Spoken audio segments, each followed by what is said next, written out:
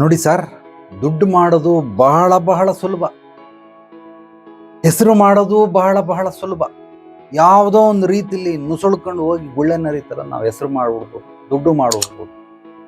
ಇದರಲ್ಲಿ ಏನಂತ ಮಹತ್ತರವಾದಂತಹ ಸಾಧನೆ ಏನೂ ಇಲ್ಲ ನನ್ನ ಪ್ರಕಾರ.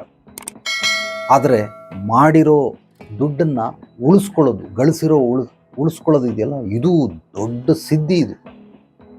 ಇದಕ್ಕೆ ನಾವು ಶತಪ್ರಯತ್ನ ಪಡಬೇಕು. ಹೆಸರು ಮಾಡೋದು ಬಹಳ ಸುಲಭ, ಅದನ್ನು ಉಳಿಸ್ಕೊಳ್ಬೇಕಲ್ಲ, ಅದು ಬಹಳ ಶತಪ್ರಯತ್ನ ಮಾಡಬೇಕು. ಇದರಲ್ಲಿ ಏನಿಲ್ಲ, ಹೆಸರು ಮಾಡೋದು ದುಡ್ಡು ಮಾಡೋದು ಏನು ತೊಂದರೆ ಇಲ್ಲ.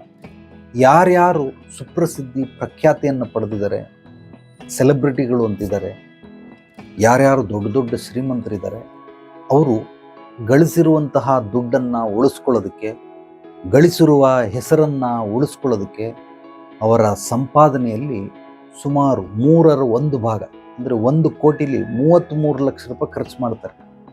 ನೀವು ಖರ್ಚು ಮಾಡೋಕ್ಕೆ ರೆಡಿ ಇದ್ದೀರಾ?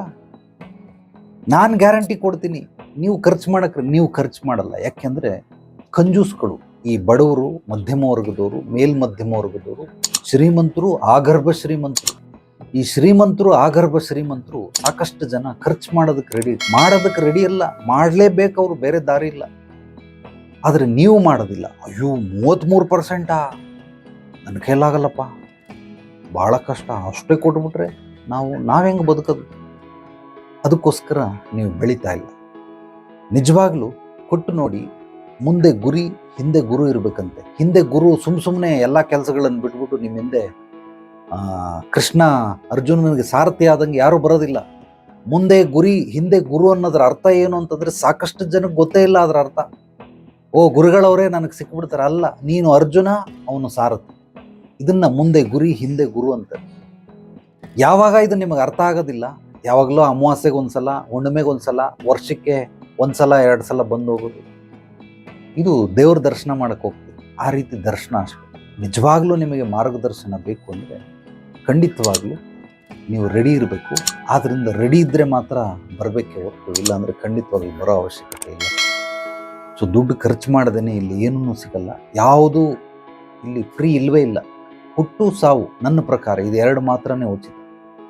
ಇನ್ನು ಮಿಕ್ಕಿದ ಎಲ್ಲದಕ್ಕೂ ನಾವು ಇಲ್ಲಿ ಬೆಲೆ ತೆತ್ತಲೇಬೇಕು. ಅದು ಸ್ಥೂಲವಾದ ಬೆಲೆ, ಆರ್ಥಿಕವಾದ ಬೆಲೆ ಇರಬಹುದು, ಬೇರೆ ರೀತಿ ಬೆಲೆ ಇರಬಹುದು. ನಮ್ಮ ಶಕ್ತಿ ಚೈತನ್ಯವನ್ನು ಕೊಡಬೇಕು, ಬುದ್ಧಿ ಜ್ಞಾನವನ್ನು ಕೊಡಬೇಕು.